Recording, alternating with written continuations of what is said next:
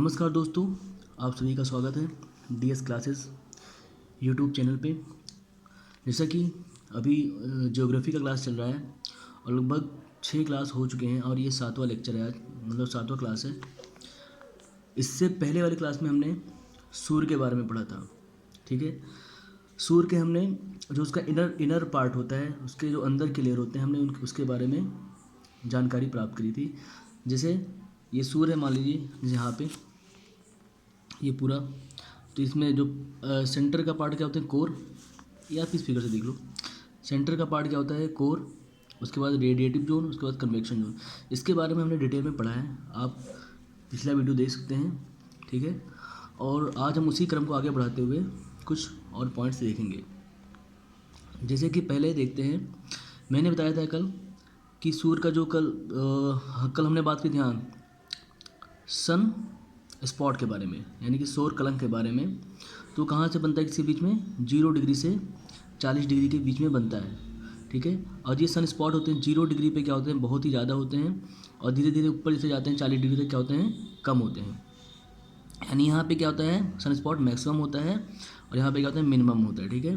तो इसे क्या बोलते हैं, मैक्सिमा और मिनिमम। यानी 0 डिग्री पे मैक्सिमम और 40 डिग्री पे मिनिमम, ठीक है। और इसी बीच अगर कोई भी प्लैनेट अगर 0 डिग्री पे है तो उसको अधिक एनर्जी मिलती है, ठीक है। क्योंकि जब ज़्यादा एनर्जी निकलता है वहीं पे ज़्यादा बड़े ब्लैक स्पॉट बनते हैं, यानी कि सन स्पॉट बनते हैं, ठीक है। अब एक पॉइंट देखते हैं, जब ये ब्लैक स्पॉट यानी कि सन स्पॉट बनते हैं धब्बे, तो वहाँ पे क्या होता है, जैसे अभी आप एग्जांपल के इस फिगर में देखो, ये पूरा सन है, ठीक है। ये विषुवत यानी ये पार्ट हमने यहाँ पे कर दिया, ठीक है। 0 डिग्री जिसको बोलते हैं विषुवत रेखीय भाग, मध्य भाग, ठीक है।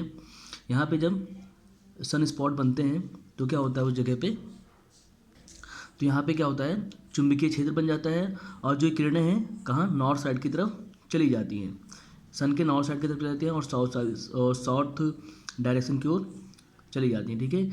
इसी घटना को क्या बोलते हैं हम, मैग्नेटिक आर्क। क्या कहते हैं, मैग्नेटिक आर्क कहते हैं, ठीक है।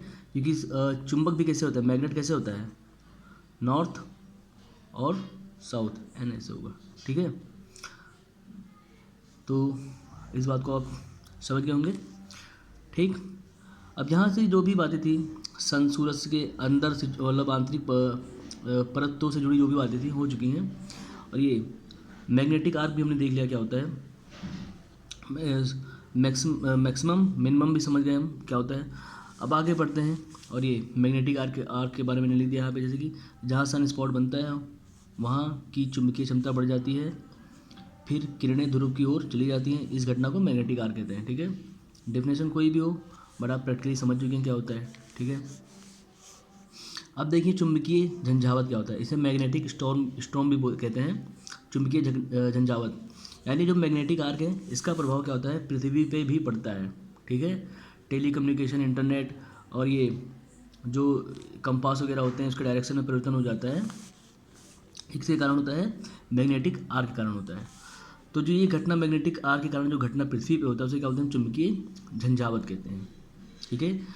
तो ये लिखा हुआ है, मैंने यहाँ पे पढ़ लेना है एक बार आप उसको, मैं जैसे बता रहा हूँ मैं, तो मैग्नेटिक आर्क की वजह से इस लिखा है, इसका प्रभाव पृथ्वी पर पड़ता है, जैसे इंटरनेट, टेलीकम्युनिकेशन, ठीक है, में बाधाएं उत्पन्न होती हैं, तो इस घटना को चुंबकीय झंझावत कहते हैं, ठीक।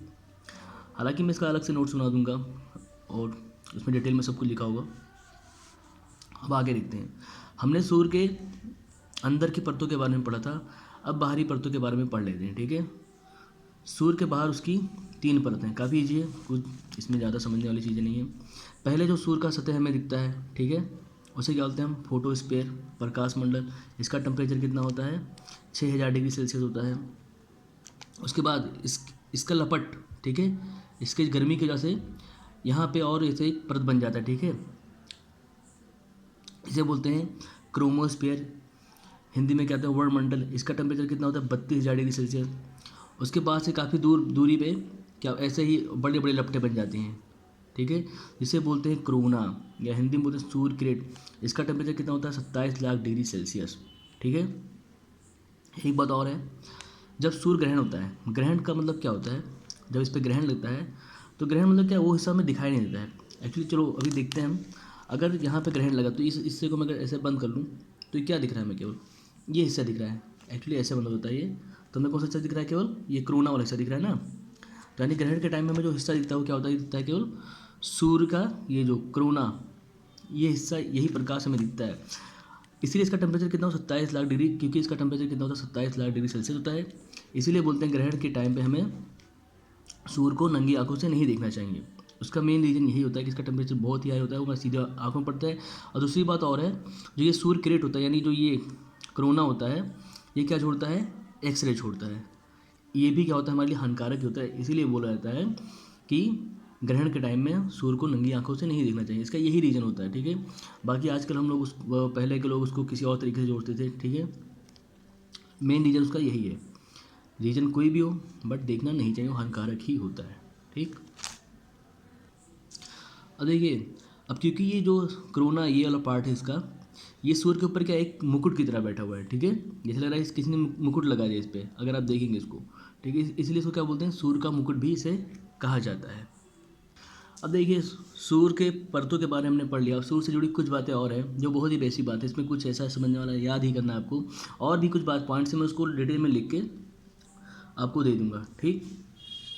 सब याद ही करना है। जैसे कि व्यास, सूर्य का व्यास पृथ्वी के व्यास से कितना होता है, 109 गुना। 109 गुना बहुत हो गया।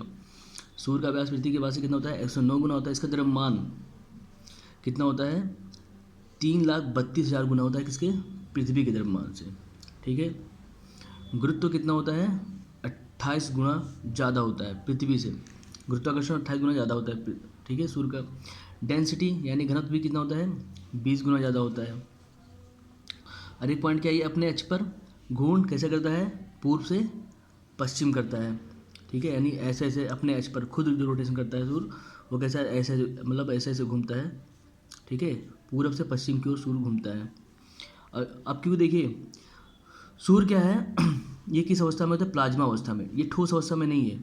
अगर ठोस अवस्था में होता तो मान लो ये ऐसे घूमता है, तो ये अगर ये पॉइंट घूमता है उसके सारे पार्ट साथ में घूमते, लेकिन ये कैसा है, ये प्लाज्मा अवस्था में, यानी एक ऐसे ही चिपचिपे टाइप में, ठीक है। तो इसमें होता क्या, जो इसका ये सन है मान लो यहाँ पे, तो ये इसका ये पार्ट जो बीच वाला पार्ट है, ठीक है, बीच वाला पार्ट है, ये इसके जो घूर्ण करने की समय है, इसके घूर्ण करने का समय है, यानी अपने एक्सिस में रोटेशन करने का जो समय है अलग है। और जिसका ध्रुव वाला पार्ट है इधर नॉर्थ और साउथ का, इसका अलग है, ठीक है। जैसे विषुवत रेखा यानी मध्य भाग, इसका ये वाला भाग घूर्ण 25 दिन में, यानी कि ये अपना एक चक्कर कितने दिन में लगाता है, 25 दिन में। और जिसके ध्रुवीय भाग हैं, ठीक है, ये 35 दिन में अपना एक घूर्ण पूरा करते हैं, घूर्ण मतलब एक चक्कर लगाते हैं, ठीक है। और बाकी और भी बेसिक बातें सूर्य से जुड़ी हुई, जैसे सूर्य का प्रकाश पृथ्वी पे कितने समय में पहुंचता है, ठीक है। और भी कई सारी बातें हैं, उसको मैं डिटेल में एक नोट्स में लिख कर आपको दिखा दूंगा, आपको दे दूंगा, या फिर अपलोड कर दूंगा कहीं पे, ठीक है। कहाँ पे अपलोड होगा वो मैं आपको जल्दी बता दूंगा। बस आप डिस्क्रिप्शन में जरूर देखना, वहीं पे आपको लिंक मिलेगा इसके नोट्स का, ठीक है। जो बात इसके बारे में डिटेल में है उसके बारे में सब कुछ लिख दूंगा, ठीक। और दूसरी बात, अब सूर्य हमारा हो गया, अब हम पढ़ेंगे ग्रहों के बारे में, ठीक है। तो उस नेक्स्ट वीडियो पर मिलते हैं, जिसमें हम ग्रह क्या होते हैं, ग्रह में जितने भी हैं हमारे जो भी मतलब और भी आकाशीय पिंड हैं, क्षुद्र ग्रह के बारे में पढ़ेंगे, वो क्या होते हैं, ठीक है। और फिर जैसे क्या बौने ग्रह होते हैं उनके बारे में पढ़ेंगे, ठीक है। जिसे बोलते हैं डॉर्फ प्लैनेट, उनके बारे में पढ़ेंगे, प्लैनेट के बारे में पढ़ेंगे, ठीक है। तो अभी के लिए बस इतना ही, सूर्य ख़त्म हो चुका है। मिलते हैं अगले वीडियो में, तब तक के लिए पढ़ते रहिए, नॉलेज लेते रहिए। जय हिंद।